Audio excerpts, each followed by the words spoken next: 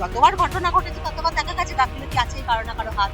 আমরা খুব সাধারণ কিছুই বুঝি না, ঘর সংসার করি, কিন্তু তবুও বুঝি একটা পৃথিবীর ইতিহাসে ইম্পর্টেন্ট জায়গা কাশ্মীর। আর যদি পাকিস্তানের কথাই তোলা যায় তো 2-4 বছর পর পর ওদের চুলকানি ওঠে, খুব বাজে ভাষাই বলি, চুলকানি ওঠে ওদের। আবার একটা তুমুল সাপ দিয়ে ছাড় থাপ্পড় খাবে। এটা বহুদিন পরে এই জিনিসটা ঘটলো। আমরা তো ভারতবর্ষের মানুষ আতঙ্কিত এবং সারা পৃথিবী নিন্দনীয় করেছে। ইচ্ছা করে এটা এড়িয়ে গেছে, এই পয়েন্টটাকে কেউ তুলছেন। আলাদা বিচার করে তাকে গুলি করা হয়। আবার মেয়েদের মারলো না, ছেলেদের মারলো। যারা আইপি খবর রাখে তাদের কোথাও ডিস্টার্ব আছে, ওই ফাঁকে বলে হাজার হাজার লোকদের কত।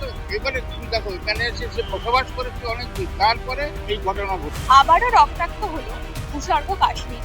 কিছুদিন আগে কাশ্মীরের পেহেলগামে যে মর্মান্তিক দুর্ঘটনা ঘটেছে তাতে আতঙ্কিত পুরো ভারতবর্ষ, এবং এই ঘটনায় 3 জন বাঙালি সহ 23 জন নিহত হয়েছেন।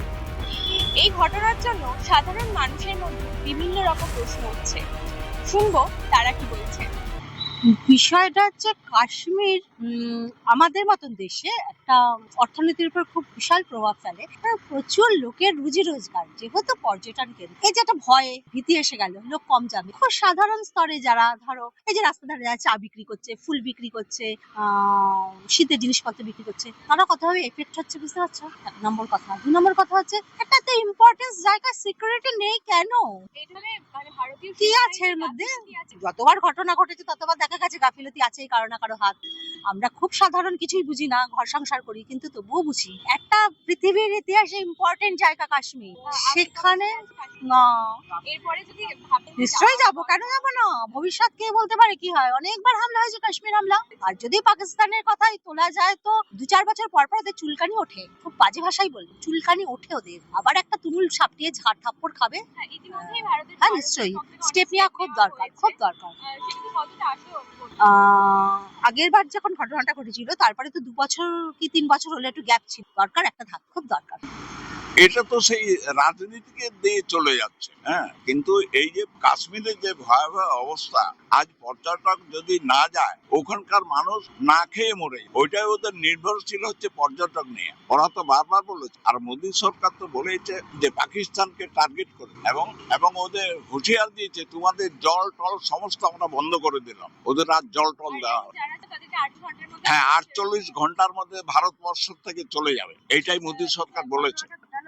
যে সে হিন্দু কি মুসলিম, আলাদা বিচার করে তাকে গুলি করা হলো। আবার মেয়েদের মারলো না, ছেলেদের মারলো। খুব দুঃখজনক।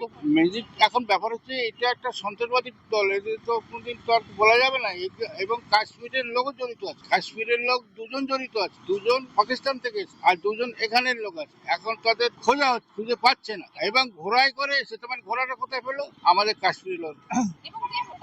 যে আমাদের ভারতের সীমান্তে এত কড়া নিরাপত্তা, কিন্তু সেই সময় কোনো সেনাবাহিনী কেন ছিল না? মানে এটা একটা আইবির কোথাও কথা গন্ডগোল। যারা আইবির খবর রাখে তাদের কোথাও ডিস্টার্ব আছে, ওই ফাঁকে এদিক ওদিক করে বলে হাজার হাজার লোকদের কত।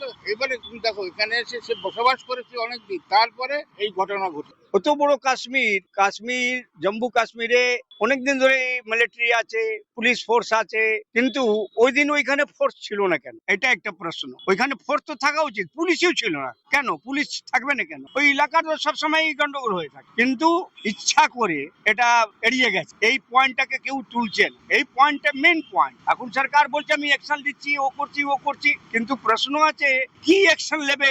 এটা তো জানানো দরকার, বলা দরকার কি অ্যাকশন নেবে। অ্যাকশনটা এখনো দেখতে পাচ্ছি না, কিন্তু অ্যাকশন যদি নেয় এটা। আমরা দেখলাম সাধারণ মানুষ কতটা চিন্তিত।